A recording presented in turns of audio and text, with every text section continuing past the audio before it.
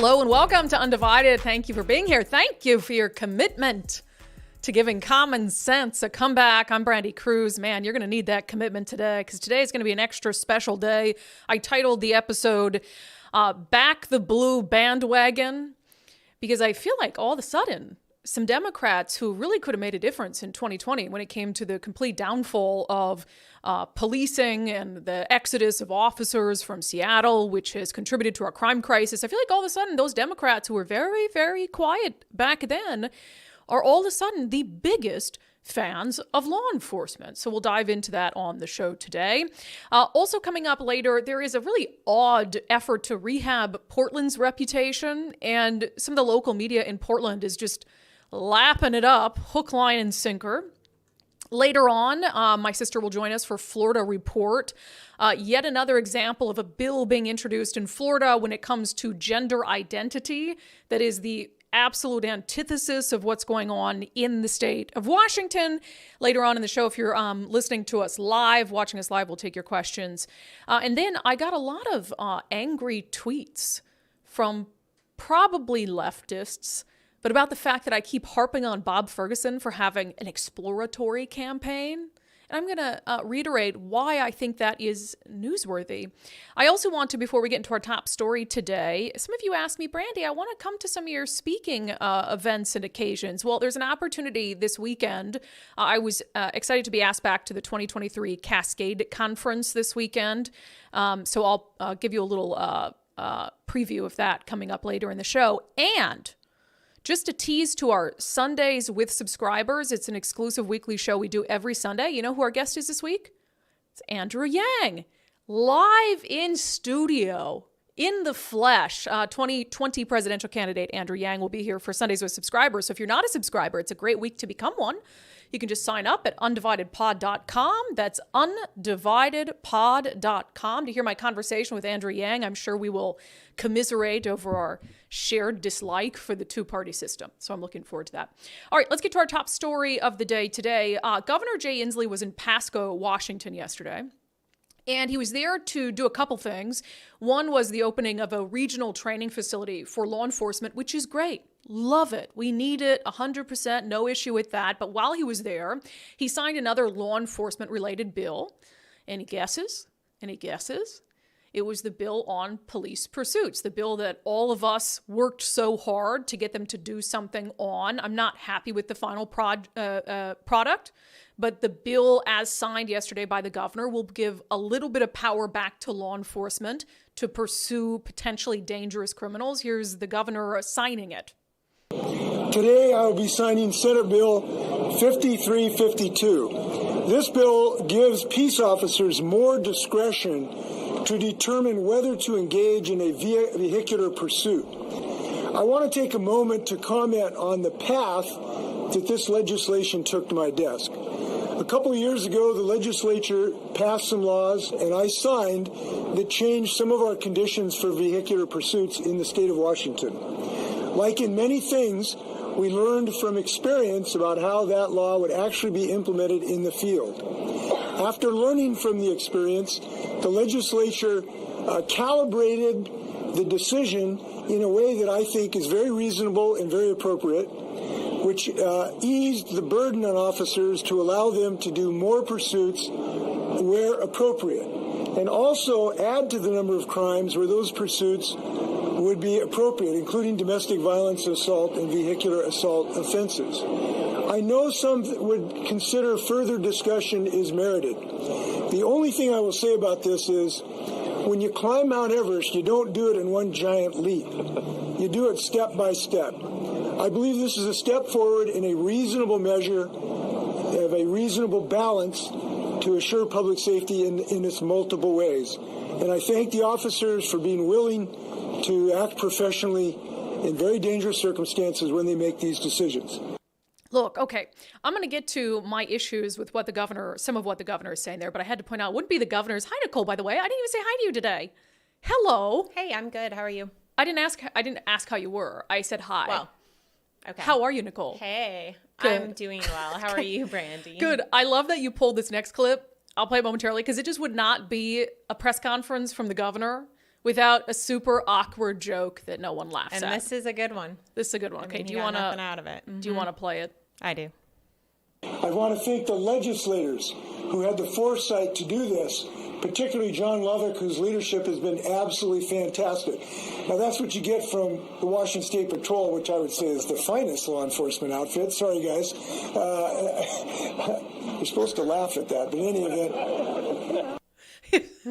Nothing like telling people to laugh at your joke, but also just, he's so awkward. I think from another person that joke could have come out funny. Maybe, but that was, I mean, you're with a bunch of cops.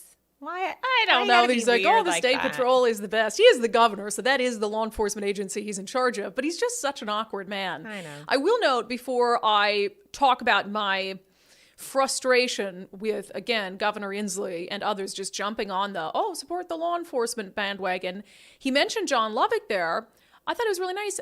Can I say this? Yeah. John Lovick invited me to the bill signing with him. I know.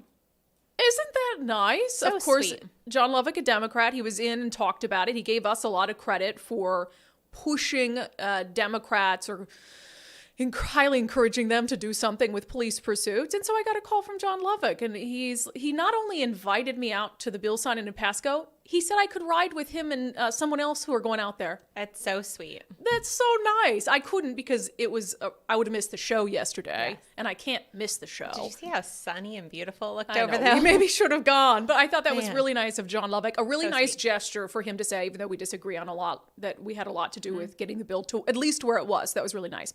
Okay, now let me continue on with my issues with Governor Jay Inslee.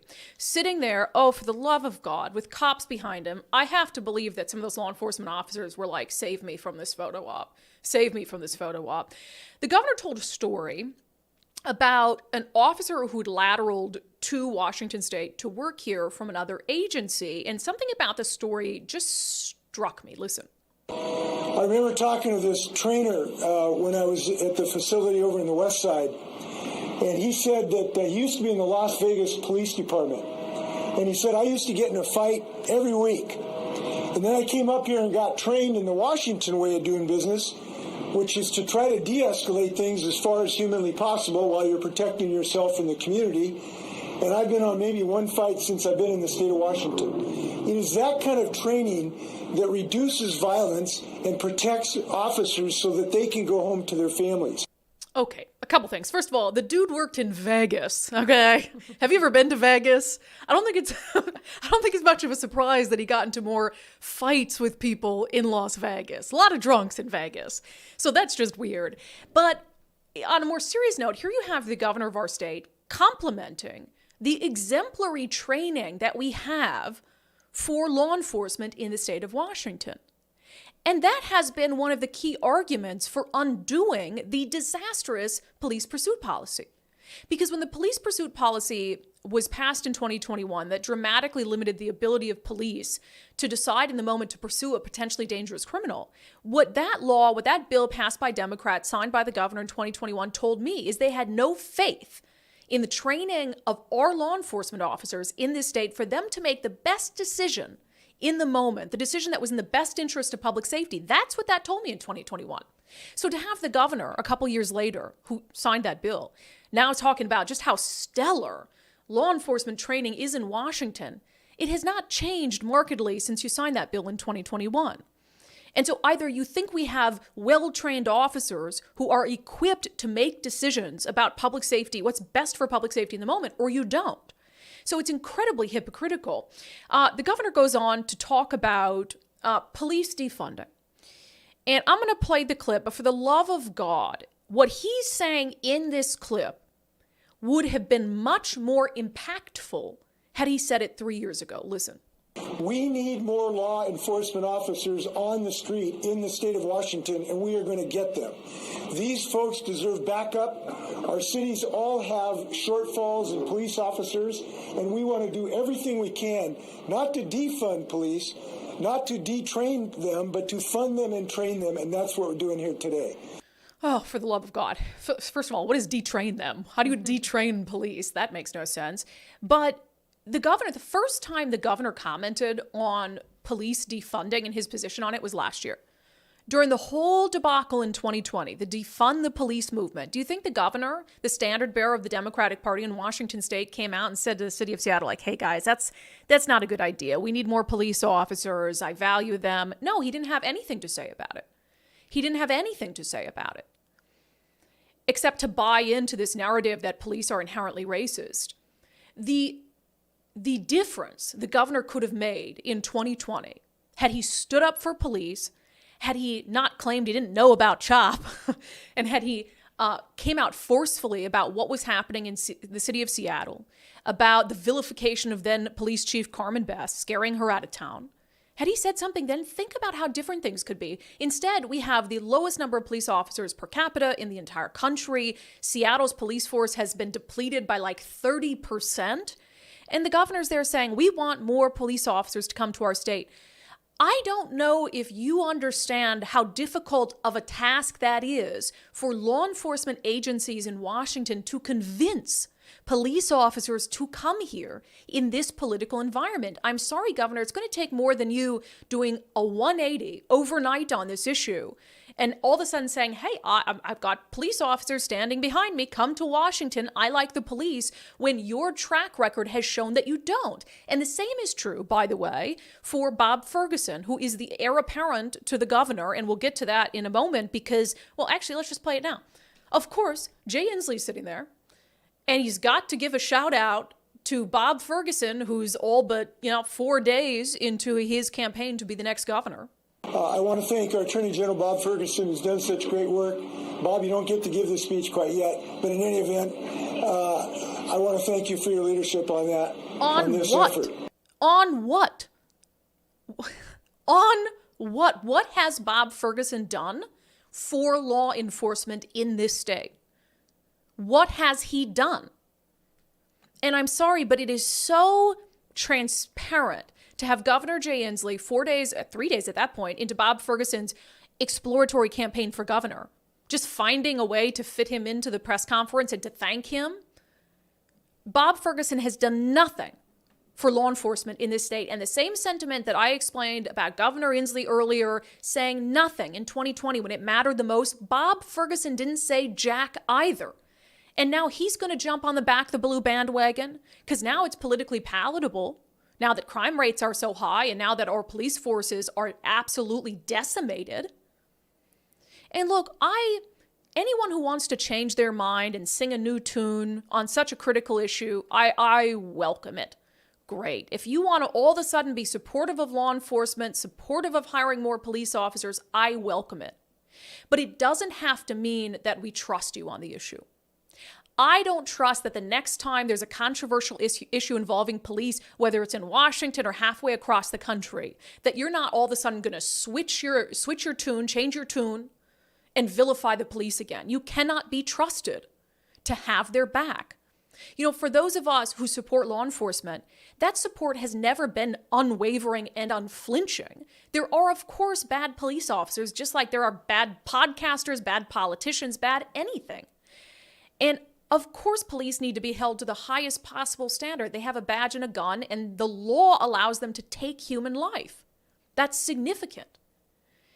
And what I don't understand is someone like Jay Inslee and Bob Ferguson, who, depending on the political winds of the day, either want to wholesale vilify law enforcement or act like law enforcement is our best friend.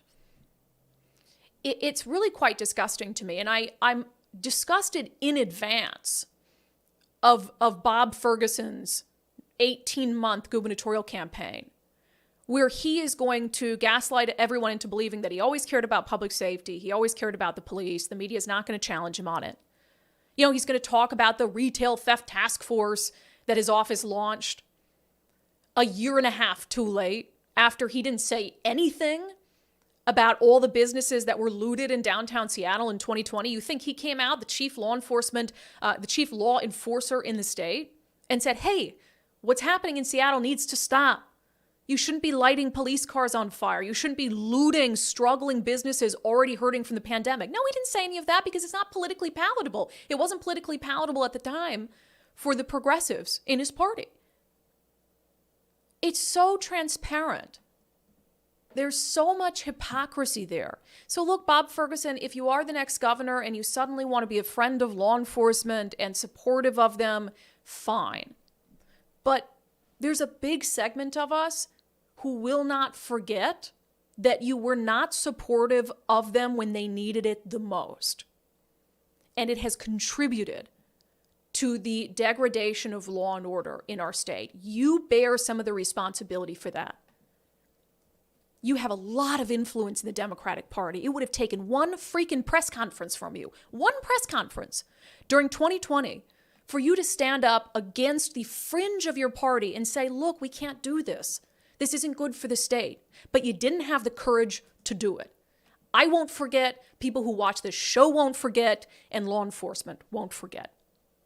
All right, speaking of the governor's race, I saw a really interesting tweet from our friend Drew Mickelson over at King 5 about a potential candidate. Now, when the 2020 race for governor happened, at the time, I said I think the only person who could have won against Jay Inslee, given his weakened state with the pandemic and everything going on, was former Congressman Dave Reichert, also the former King County Sheriff. I thought he was the only one with the level of name recognition and respect among moderates and independents who would have actually had a chance to win. So it's why it was very intriguing to see this tweet from Drew Mickelson, who covers politics closely in Washington. He said he was checking in with possible candidates. He said, what about former King County Sheriff and Congressman Dave Reichert as the GOP's 2024 gubernatorial candidate?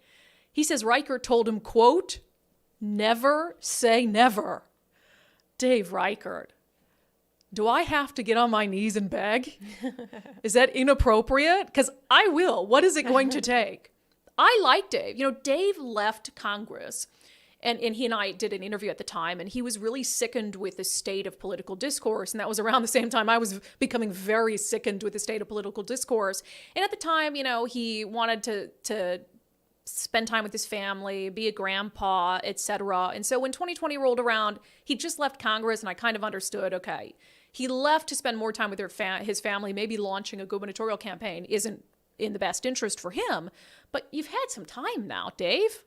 You've had some time now, you know, to travel, to spend time with your grandkids, etc. The state needs you. I really think that might be the only Republican who could win. I genuinely think so. So I hope that's, if you're teasing us, Dave, with that BS, never say never. Oh, I got to call Dave Reichert, Nicole. We need to invite him on the show. You on it? Uh-huh. Okay.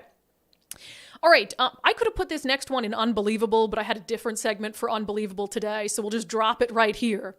I saw this story from Cairo 7 talking about a pothole. Yeah. Okay. Before we show you the picture, a pothole that is on an on-ramp from State Route 99 off the West Seattle Bridge onto State Route 99, okay?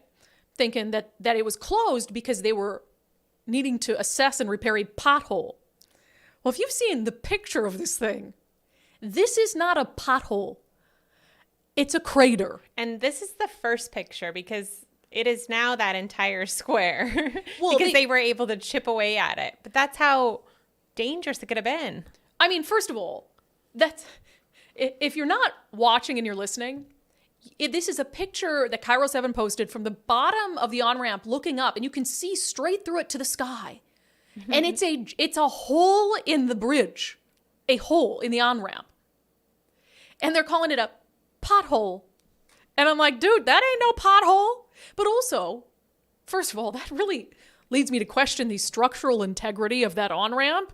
If a quote-unquote pothole could leave a full-fledged hole that you can see through, and it's like up in the air. So it's like, you could get a PT Cruiser through that thing. Well, and that the concrete had to be dropping on something below it, like wherever that picture is being taken. And it's like, that seems dangerous. We have such a big operating budget for Seattle government, King County, state government. How does a pothole get that bad?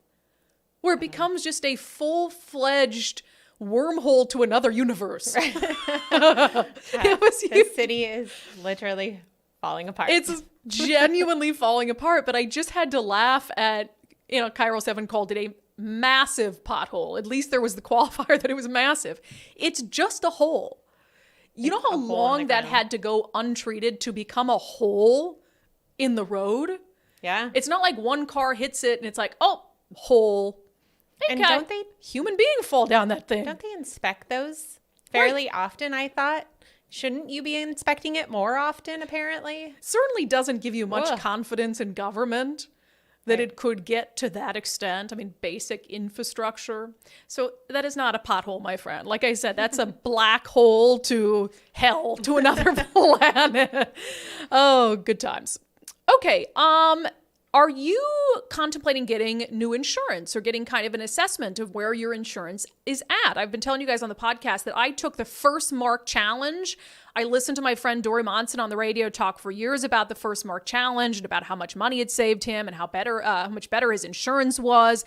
I was just went over to Chiro Radio the other day. Actually, Brock Heward and I did a little segment for First Mark Insurance because Brock Heward also uses First Mark. Well, I am now officially, after taking the First Mark Challenge, I am a member of the First Mark family. And it was such a cool process because they work for you. So they don't work for the insurance company. So it's like a concierge where they're going through everything you have, everything you need covered, and seeing where your current policies stack up to what they could get you.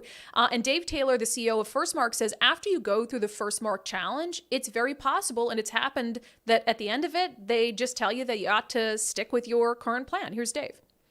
Sometimes those findings may lead to a recommendation to stay with your current provider for the time being and just make a few changes to your coverage.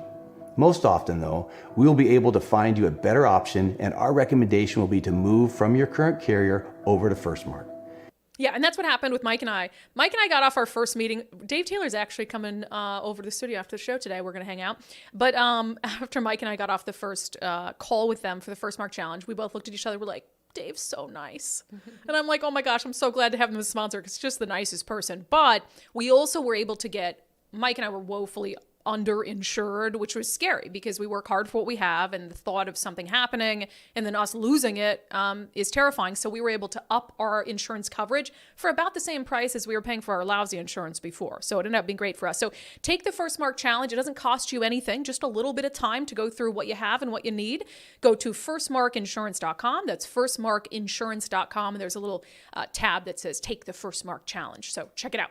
All right, let's get to our segment, Unbelievable. All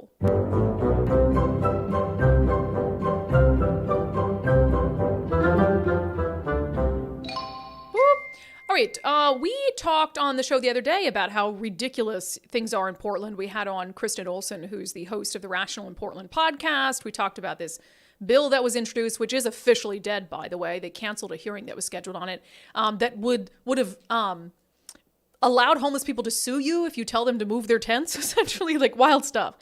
Which is why it was very shocking to me to see a tweet come out about Portland being one of the top tourist destinations in the country, one of the top recommended destinations for tourists in the country. So this was from Forbes, and the headline from Forbes was the best places to travel in the U.S. in 2023, according to the experts. Wow, the word experts is doing a lot of work there.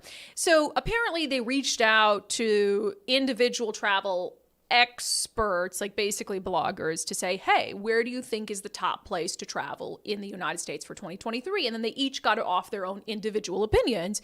And one of them, a woman named Kay Kingsman, who is a travel writer and blogger at The Awkward Traveler, okay, says that Portland, Oregon is her top choice for where to travel this year. And I couldn't help but wonder, well, what is informing this opinion of hers? And I got to be honest, it's not a surprise. So she alludes to Portland's foodiness or whatever, all the places.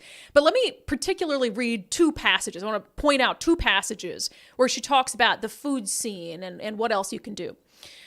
She writes, one especially exciting trait of Portland's new trajectory is how many of the new and rising businesses are owned and operated by BIPOC and LGBTQA+ trailblazers.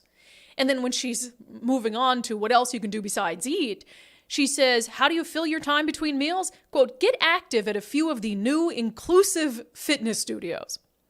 So basically, her rationale for Portland being one of the top places that you should visit in 2023 is that is based off the skin color of business owners and whether you as a member of the LGBTQA plus community might feel active or might feel accepted at a gym. So again, based on what she wrote, not a surprise to me that she would call Portland one of the best places to visit in 2023. But what was pretty shocking to me, so Portland's mayor, of course, who's to blame for a lot of the downfall, although he's trying to rehab his own image too.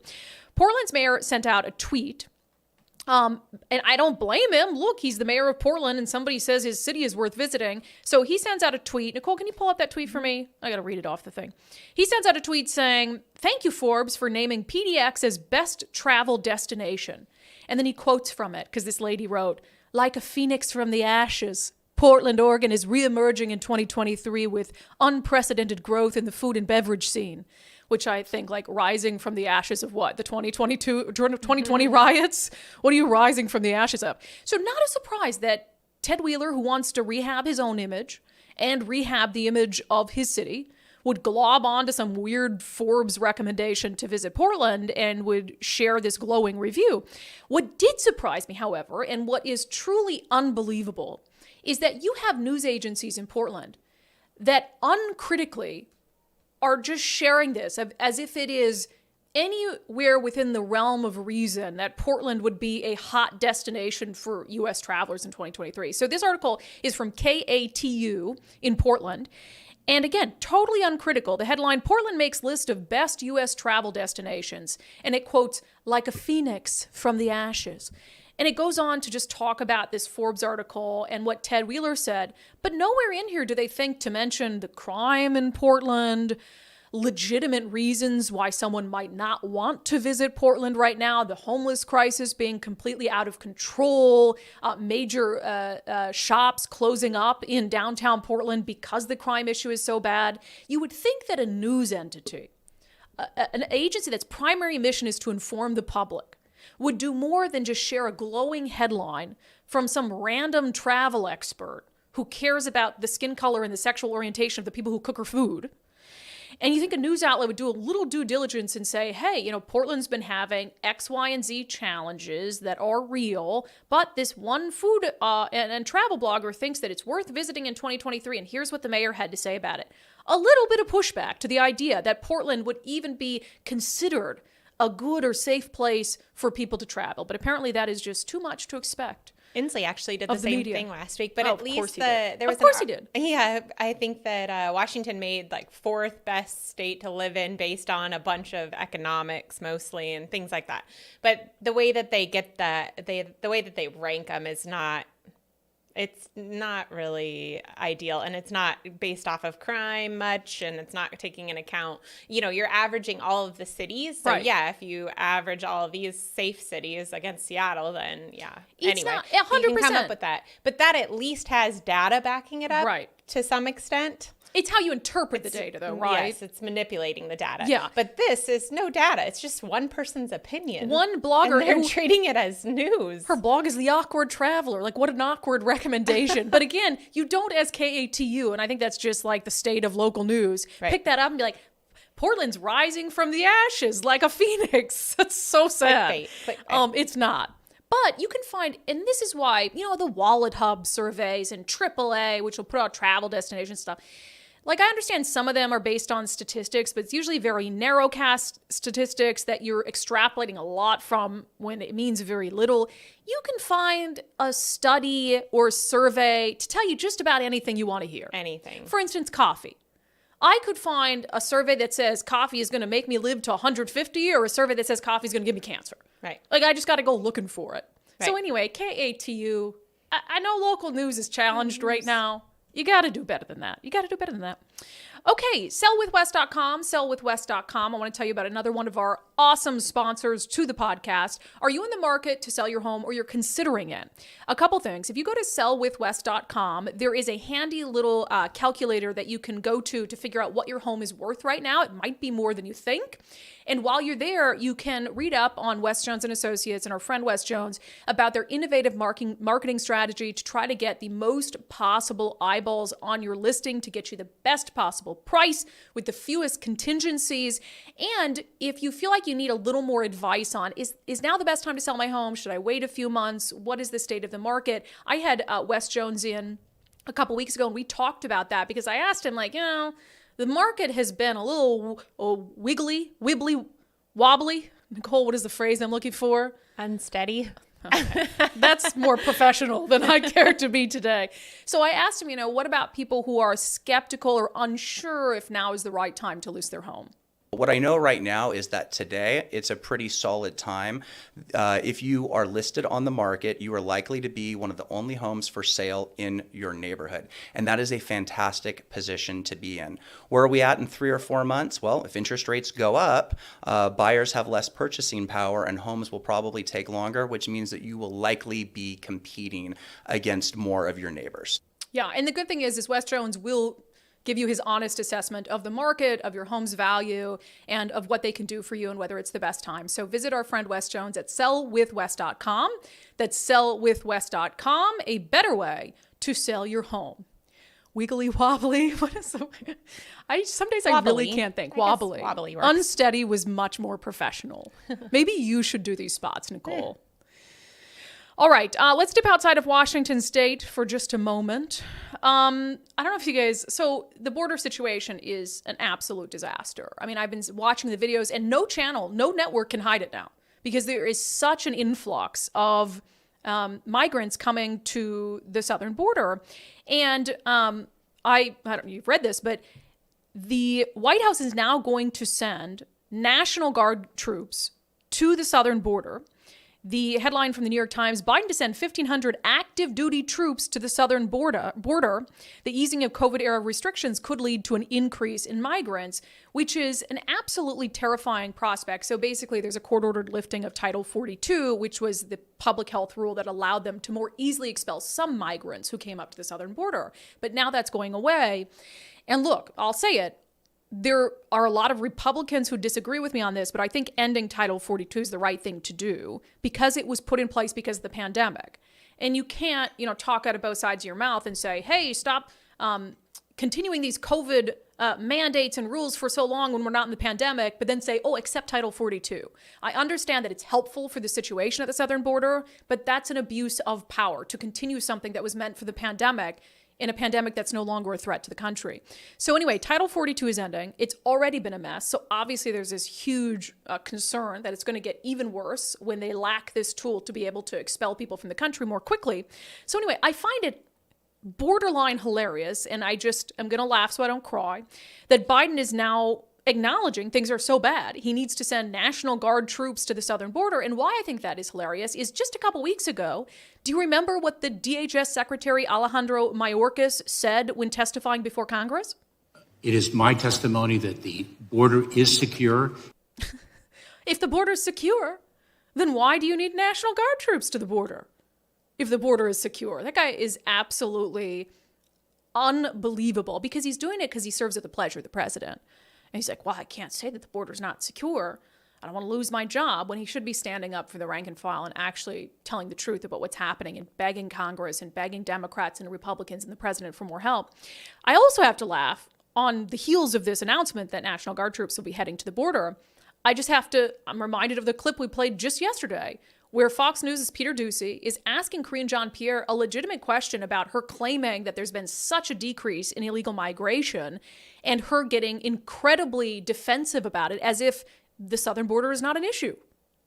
When it comes to illegal migration, you've seen it come down by more than 90%. Where did that number come from? I was CBP speaking. is telling us the number is. I hear you. I'm about to answer. 136,000 people more. I'm about to answer fiscal you. Year so if far. If the dramatics could come down just a little bit. If the dramatics could come down a little bit. What's dramatic about asking a question about? Okay, I'm going to answer. So condescending. Again, you have Alejandro Mayorkas and even Biden and Kamala Harris at times. You have the White House press secretary who have been so dismissive of claims about how bad things are at the southern border, to the point where Karine Jean-Pierre is being that condescending to Peter Doocy for even asking a question about it. And now we have the news that things are indeed so bad that Biden is sending National Guard troops to the southern border as Title 42 comes to an end. They know it's a train wreck down there. And they know that that train wreck is going to be much, much worse. And had they just acknowledged, and this is what one of the many things that bothers me, is because it's not a political victory for them, because it hurts them politically to acknowledge how bad things are at the southern border, they ignore it, they downplay, they dismiss, they deflect, instead of just saying, yeah, this is a disaster. We're going to buckle down. We're going to do something about it. We're going to send National Guard troops. We're going to help these border states get things under control. That's what's wrong with politics, is you don't want to have to take accountability or responsibility for a problem.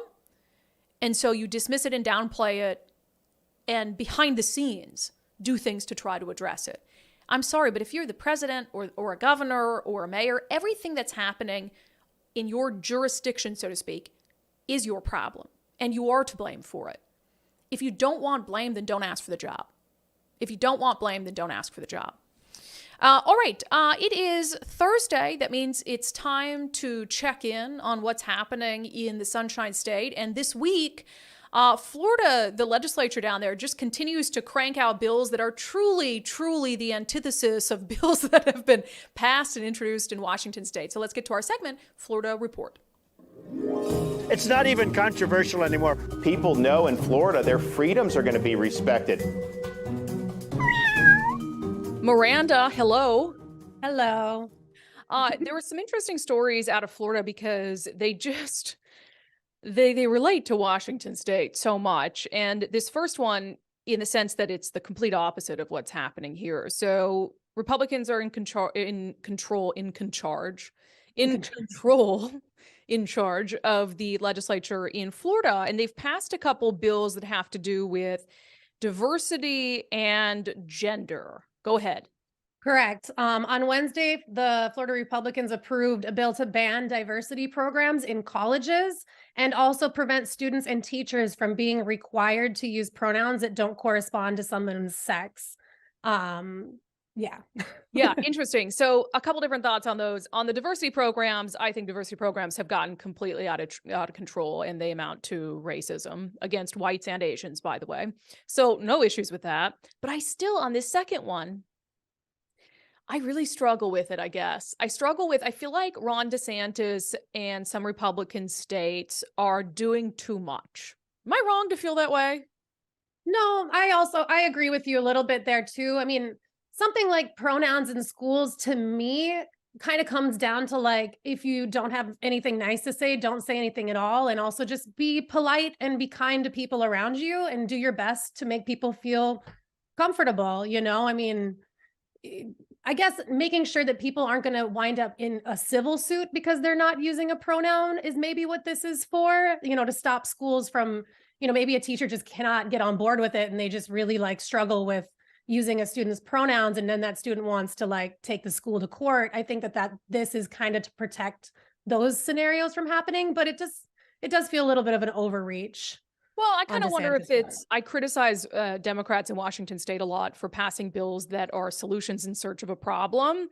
And I kind of wonder how often it's coming up that, like, are teachers being fired for not using the right gender pronouns? You know, I don't doubt that that's a difficult situation for teachers to be in. And I certainly don't want teachers or students like bullying someone, right? But I think you're right. It comes down to, like, people should be good humans. And if not, then they're just a bad human and you just deal with that. And I'm not sure that the government has to regulate that. And I'm not saying you're a bad human if you mispronounce someone. Yeah. I mean, if you do it like aggressively to make them feel bad, then maybe. Yeah. And how do you also enforce something like that too? Like, how do you decide whether somebody's purposely doing it to be rude or whether somebody's just struggling with the change of English in general to new pronouns? Because, you know, I consider myself to be very much an ally, and I always want to make people feel comfortable. And if I'm asked to address somebody a specific way, I'm absolutely going to do my best to do that. but like, forgive me if I mess up, you know, like Right. correct me and let's move on. I don't know if it has to take up legislative hours and taxpayer dollars to discuss something like that. Yeah, like I certainly don't think there should be a bill mandating anyone to use someone's preferred gender pronouns in schools. That would be government overreach. But I also wonder if this is just too far in the other direction. And I'm starting to feel that way about a lot of what's happening in states like Florida.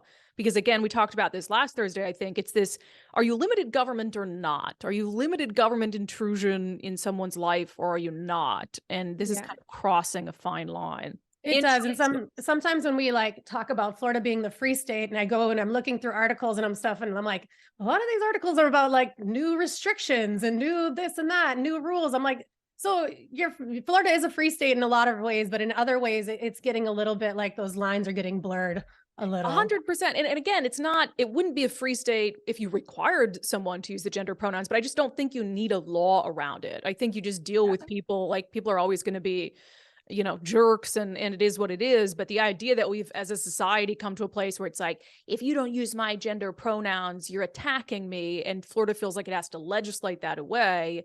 Yeah. It's just all very exhausting. It's true. This other story you have today is interesting because it's actually a relevant issue in Washington state. We've had some challenges with foreign land and home acquisitions in Washington state that have, you know, for instance, in the home front, that have driven up the cost of homes at times, you know, and we have a lot of farmland. So it's a concern about a country like China coming in and scooping up a bunch of land. And what do you do about that? And you guys are having a similar issue in Florida, and there is now an effort to do something about it. There's a bill restricting Chinese from buying Florida land, and it just passed the House. SB 264 would limit land purchases near military bases and critical infrastructure from residents of a handful of foreign adversaries like Russia, Iran, North Korea, and Venezuela. But Chinese citizens would be prohibited from owning land or homes anywhere in the state under this bill. And I was kind of looking a little bit more into it, and it seems to be somewhat bipartisan. There was a lot of Democrats that also voted for this. And there's some verbiage changes to it before it goes back to the Senate, but the Senate had already, before they changed some of the wording, had already passed it. So I'm assuming that this is going to get passed again. Yeah, it's interesting because some people say that this is basically discriminatory against the Chinese, and there were some Chinese Americans who were protesting outside the Capitol. But again, if you're a Chinese American, it doesn't sound like this would apply to you. It's somebody whose primary residence is in China, and they're not a U.S. citizen or a permanent resident.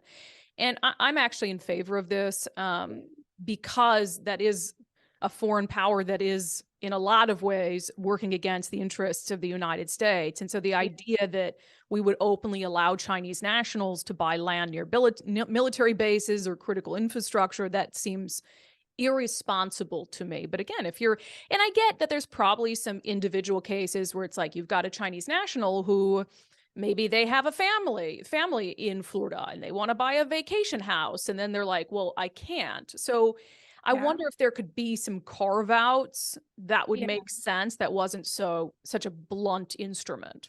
Yeah, so there was, this article I'm referring to, there was a couple incidences where they had to like look up some addresses of some Chinese nationals that own land here, and they happen to be professors at universities. So they're, and medical staff. So there's absolutely going to be some gray area they need to like fine line. And I'm also thinking like, who enforces this? Are you going to leave it up to realtors to draw that line with Chinese nationals? Like, because to me, that leads to a whole bunch of also like possible discriminatory issues. So I really don't know who's going to back up the realtors in that sense, or who's the front line of that fight? Is it a realtor? Is it the banks writing mortgages? Like, who is it that's going to bring up the question of, can we sell these people this land or house? Yeah, well, it probably comes into the financial aspect of it, and where is your address and how do you verify, et cetera. But I thought one of the things that was interesting is, as you mentioned, Democrats in Florida were kind of divided on this issue, and people who were opposed to it, some of them were being accused of conspiring with the Chinese Communist Party. So it's just like, always assigning the worst of intentions to people. I think you can have some legitimate concerns about this bill, but I understand it fully as long as you have the right carve outs. Interesting stuff this week, Miranda. Thank you very much. You're very welcome. It's not even controversial anymore. People know in Florida their freedoms are going to be respected. Always enjoy chatting with Miranda about what's happening in Florida. It's nice to escape the bubble that is Washington State and see what's happening elsewhere, where the policies and politicians are a lot different. Okay, before we get to your Q&A comments on today's show, I just want to tease a conference that I'm going to be at this weekend. It is the Cascade Conference, the 2023 Cascade Conference, which is hosted by the mainstream Republicans of Washington, so the more moderate Republican group in Washington State, and it's happening in Leavenworth. I actually was the keynote at this conference last year, and it's such a good event. First of all, because you're in Leavenworth. Who doesn't like being in Leavenworth? But also, it's just people who, you hear from Democrats and Republicans and people who just want to find the most practical way to try to bring balance back to the state. And so on Saturday morning, I'm going to be speaking on a panel. Actually, my friend Jonathan Cho will be there with me too, and some other folks, about bringing balance to the news media and trying to make sure that, Republicans are at least getting a fair shake. It's not like you have to prioritize Republicans, but I think it's fair to say that the mainstream media ecosystem is unfair to Republicans and too fair often to Democrats. So again, if you would like to check out the 2023 Cascade Conference, there is still time to register. Can you pull that back up, Nicole, so I can read the little, maybe you can see it, Nicole. Sorry, I don't have it right in front of me. What's the website they can go to register? MrWalliance.com. Wait, what? Oh, no. That's what it says. MRW Alliance. Mr. Wow, okay. MRWalliance.com. Go to MRWalliance.com. Mr. Alliance? That's what I get for asking you to do virtually anything at a moment's notice. Anyway, you can still register. There's still time. And there are, of course, a lot of other great speakers at the event. I think Jamie Herrera Butler is going to be their keynote, which should be interesting to hear from her. All right, let's get to good one, Nicole. She's over there laughing. She doesn't want to be on camera. MrWalliance.org. We're blonde. We do our best. Okay. I control the camera over here. Yeah, that's true. Okay, let's get to some of your comments on Inslee and, his sudden appreciation of our men and women in uniform. Mugshot ESP on YouTube says, it's ironic he mentions climbing Mount Everest and you don't do it in one leap. Let's talk about that initial policy. Oh my God, that's so spot on. So Inslee, as he's signing this police pursuit law, he says it's been like climbing Mount Everest, and you do a little step at a time. And you make such a good point, because why didn't they take that under consideration when they passed the policy they passed in 2021 that didn't take it one step at a time, that went from allowing police to make these decisions agency to agency to outright being like, you can basically pursue no one at any time? Yeah, it's such a good point. That's why we read your comments, because oftentimes you have better points than I do. Y on Patreon says, I just cannot stand to listen to Inslee. None of his speech sounds sincere. And after what he and all the Democrats did against the police, no one wants to come here to be a police officer. And again, that's the issue, is you can try to reel it back in, but you can't do that overnight. And I don't think Inslee can do that at all. It's going to take someone brand new who has shown a proven commitment to respecting law enforcement. And again, that doesn't mean you don't want them held accountable, but appreciating the difficult job that they do. Nancy says of Bob Ferguson, as the chief law enforcement officer of the state, the rise in crime is his responsibility. And I agree. Again, we went back to what I said about Biden just a little bit ago. If you want to be president, if you want to be governor, you have to want to take blame for everything, and be prepared to take blame for everything, because you've asked to be put in a position for things to be blamed on you. So that shouldn't come as a surprise to you, and you shouldn't try to deflect or defer blame to other people. That's not leadership. Aaron on Facebook says, Bob's leadership on all of the legal undermining over the past 12 years. Inslee just acknowledged it's all Bob's doing. Bob has helped the state get away with a lot of stuff as the Attorney General. Aaron says Bob is the intelligent, strategic, dangerous player here. Oh, some comments on the pothole that is actually just a hole, a giant hole. Dano says the lack of maintenance on a state highway is probably because of Inslee's vaccine mandate, which led to not enough workers. Possible. Denise on Patreon says that Fox 13 is reporting that they inspect this on-ramp every 2 years. That ought to be enough to catch a pothole that's I think about that's to not open very up. often. 2 years? If you have one, semi or just a big truck that takes out a chunk, I mean, you're waiting 2 years. What if it happens the week after the inspection?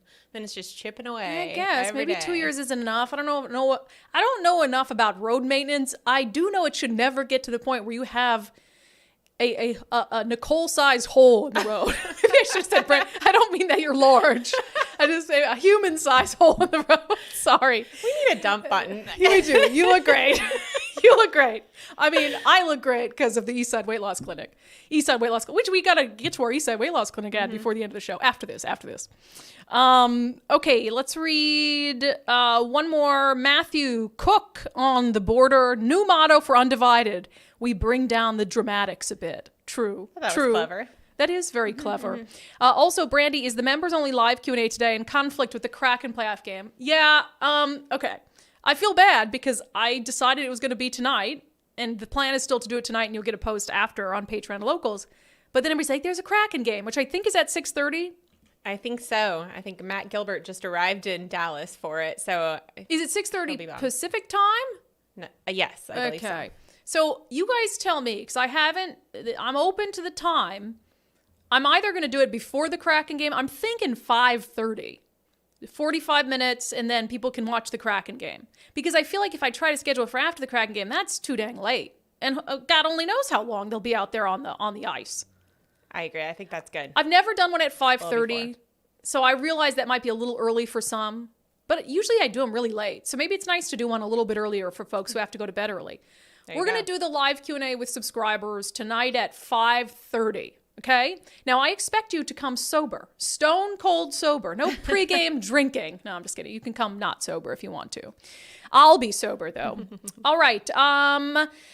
Speaking of being sober, I try not to drink sugary drinks because of the Eastside Weight Loss Clinic plan. I tried to find a transition. That's pretty smooth. Into it. I still have a couple drinks now and then. You got to live your life, right? Yes. But, I don't drink maybe the frou-frou drinks I once did. On occasion. Anyway, eastsideweightlossclinic.com. I've lost 35 pounds on the Eastside Weight Loss Clinic plan. And so the results are enough to just keep me really focused on getting back to my pre-pandemic weight in time for my wedding. I had the weirdest dream about my wedding last night. I only brought a black bra. And you've seen my dress. And I only brought a black bra. That was so your we dream. were racing around, me, you, my sister, trying to borrow someone else's tan bra at the wedding. And I was running late, and Mike's like, where is she? Anyway, eastsideweightlossclinic.com. Visit the eastsideweightlossclinic.com. You can get a free 15-minute consultation. Nicole, you got to put up the website. Yes. You can get a free 15-minute consultation with Dr. Ryan Coogan to find out if the program is right for you. And again, you can just do that consultation right online. It's super easy. You go to the website, you click free consultation, you tell them that you heard about them. We're off the rails today on the unDivided podcast. And you can see if it's right for you. I liked it. Obviously, I've lost 35 pounds. And I'm going to look good in my wedding dress, whether I'm wearing a black bra or not. Yeah. Maybe that'll be considered stylish. Or no bra at all. That's what I'm confused More boob by. talk on the podcast. Okay, let's just get to our sanity check. We got to get to the end of the show today. Real struggle. Okay, as you guys know, on the show multiple times this week, I have pointed out Bob's very fake exploratory campaign for governor. There is no such thing as an exploratory campaign under Washington State's campaign finance laws. You're either a candidate or you're not a candidate. So Bob might be exploring in his own brain, but as far as the law and the state and the PDC are concerned, he is a candidate for governor. Here's a little clip of a segment I did earlier this week. Bob, it's okay to want to run for governor. You're the attorney general. You're perfectly qualified as far as, on paper to run for governor. You've been contemplating it not so secretly for years. You don't have to call it an exploratory campaign. No such thing exists. Just say you want to run for governor and go out and try to earn people's votes. That's fine. There's nothing to be ashamed of. I'm still laughing about your website, Phil. And Bob is continuing his exploratory campaign. He sent out a tweet of himself over in the Tri-Cities, shaking hands, kissing babies. I don't know if he kissed any babies, but if there was a baby there, he kissed it. He said, kicking off the exploratory campaign with our first event in the Tri-Cities. I'm proud to have the endorsement of UA Local 598 Hanford workers. I'll be traveling to every corner of the state, which is only 4. The state has 4 corners, right? To hear your concerns and your big ideas. Wow, you would think we're drunk today. We're not. Now, I got some angry responses to the segments I've done, pointing out that this is an exploratory campaign that doesn't exist. And I heard from some probably leftists on Twitter who are like, you're focusing on that too much. It's a non-issue. It's a non-story. And I reject that. And here's why I think it's a big deal. It's dishonest. It's not intellectually honest for him to suggest that he's just exploring the possibility of running for governor. It is a campaign. And I don't know where along the line we became okay with politicians being misleading, being disingenuous with us. It is not an exploratory campaign. That doesn't exist. He's running for governor. He released something with a list of more than 150 endorsements. When he was reaching out to folks, and I know because some people shared text messages with me, when he was reaching out to folks to ask if he could, or his campaign was, if he could film part of his campaign video on their property or at their place of business, they said it was for his campaign for governor. It's not an exploratory campaign. So it's not some little piece of minutia. It says more about Bob Ferguson, that he can't just be intellectually honest. He's trying to come across as humble. He's been wanting to run for governor for years. It's a campaign for governor. And my argument is he ought to just call it as much. So I will continue to harp on the fake exploratory aspect of his campaign until he drops the facade and just acknowledges that he is indeed running for governor. And that has been today's Sanity Check. And that has been Undivided for today, this Thursday, our last live show of the week. As a reminder, Andrew Yang is joining us in studio for Sundays with subscribers. So make sure, if you haven't already, you become a subscriber to the show. We have awesome in-depth conversations on fascinating topics on the Sunday show, everything from the environment to, with Andrew, we'll talk about the state of the two-party system. So you can sign up to become a subscriber for as little as $5 a month at undividedpod.com. That's undividedpod.com. For those of you who are already subscribers, we will be doing our monthly live subscriber Q&A where you can ask me any dang thing you please tonight at 5:30 p.m. because we have to fit it in before the Kraken game. So for subscribers, I will see you then, and I will see you on Sunday for Sundays with subscribers, and I'll see the rest of you back here Monday at noon.